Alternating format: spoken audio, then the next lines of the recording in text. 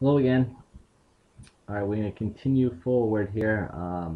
I just set this triangle up to solve for the change in the northing and easting from point 1 to point 4. So this is point 1 and point 4. So first we'll solve for the north, for the easting. It's going to be positive, right? We're going east. So if you take the sine of 3140.02, multiply it by this 3,444, excuse me, you get plus 1,808.324.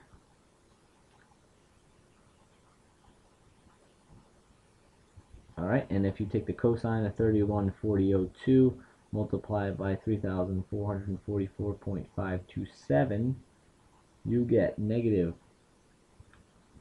2931.677. Alright, and if we take our coordinates to point 1, which are right here, 28,248, and subtract 2,931.677, we get 25,316.323.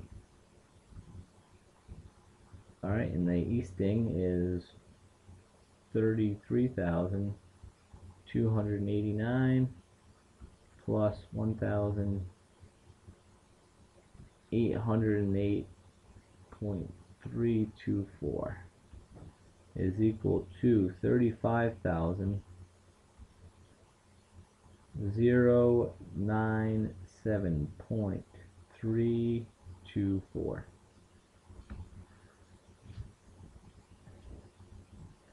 Alright, so now we have, these are the coordinates for point 4 in state plane coordinates, reference to grid north. So now let's check our orientation. Right, if we inverse these new coordinates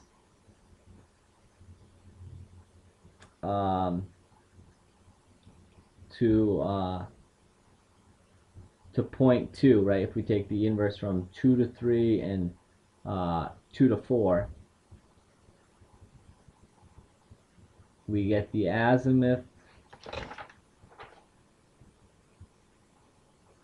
Let's draw one. Let's draw this. Let's draw the whole diagram out here. So we got 1 now and 2. Right, it's gonna line like this. If we draw 2 to 3, so this is 3 over here, and then if we draw 2 to 4, let's go down a little bit.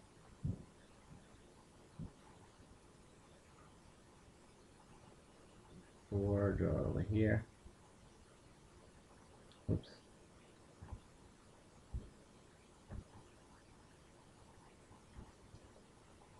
Right, this azimuth from 1 to 2, right, that was our first azimuth, right? The first azimuth we went through, which was an azimuth of, well, if we take 312.4808 and subtract 180 from it, would be the azimuth from 1 to 2. The azimuth is 3248.08. Right, so this is 132.08,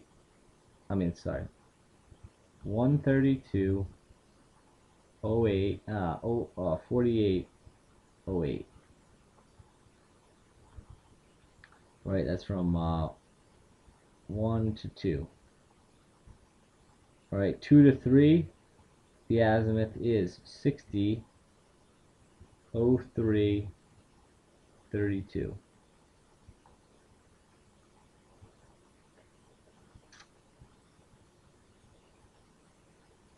Degrees, minutes, seconds. Degrees, minutes, seconds. And the azimuth from 2 to 4 is 173 degrees, 05 minutes, 58 seconds. Alright, and if we use the azimuths to compute the angles between here, right, this angle, we get 107, 15, 24. And then we get this angle right here is 220, 17, 50. Right? So we can check this, right? So did the rotation stay the same? 107, 15, 24. Right? 107, 15, 26. So it changed 2 seconds in here, and that's because of my rounding error. But you know, when you're doing this, you should, you know, carry out your digits more than 3 places, like I did. I mean, like I didn't do. And the bigger angle was 220, 1749. So that's 1 second on that one. 1 second on this one here. So that is the basics of rotating your coordinates and translating your coordinates into a new coordinate system. As you can see, what I just went through is you don't need to, remember in the beginning I translated all these coordinates? Well, you really don't need to do that if you're going to use point 1 to compute you know, the coordinates to all your other coordinates in your traverse, right? You're gonna have more than just 2 extra points, but so you don't need to do this correction. All you need to do is get the change in bearing, or the change in azimuth, from the assumed to the orientation that you want between 1 and any other point, and then just do the trigonometry, you know, by getting the distance and the azimuth of the new coordinate system. So as you can see, you don't need to do that, because all I did was used point 1 and applied the correction between to get to 3, right? And the same thing to get to 4. So I didn't really, this step wasn't needed, right? Not really needed, not really needed. This one I already had, right? So this checked, I already had that one. Okay, well, I hope you enjoyed this video, and if anybody has questions, post them on the comment wall, and I'll do my best to get back to you. And this is all done now by computers, right? I mean, it does take a long time. If you have a 100-point traverse and with side shots and all that kind of stuff, you're gonna be calculating coordinates all day long. So it's not fun, and usually you make a mistake, and then you have to go back and find out where you made the mistake. So, but this is just the background, you know, knowledge of how they do it, how the computer is doing it these days, and what you kind of have to think about it. You know, you kind of have to think and visualize the problem out, and then you'll be able to solve it on your own.